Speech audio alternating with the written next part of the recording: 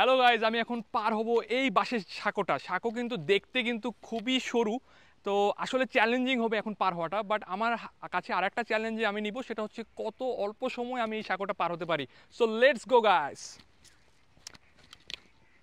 ওকে, আসলে সাঁকোটা মানে যতটা মনে হচ্ছে ইজি, বাট এতটাও ইজি না। কিন্তু আমি একটু ডিফারেন্ট ওয়েতে পার হওয়ার ট্রাই করব এবং অল্প সময়ে পার হওয়ার ট্রাই করব। সো চ্যালেঞ্জটা হচ্ছে আমাকে অল্প সময় পার হওয়ার, বাট একটু শেকি ভাব আছে সাঁকোতে। বাট আমি চেষ্টা করছি দ্রুত যাওয়ার। বাট একবার যদি পড়ি, ও মাই গড।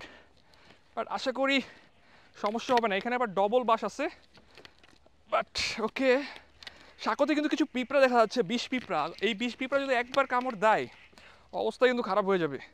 সো মোটামুটি স্ট্রং আছে, তারপর বাসগুলো কিন্তু অনেক দিন যাবৎ থাকার কারণে কিন্তু একটু সাথে সাথে ভাব পড়ে গেছে বাসগুলোতে। তারপরেও মোটামুটি মজবুত আছে। আর কত সময় লাগলো অবশ্যই আপনারা কমেন্ট করে জানাবেন।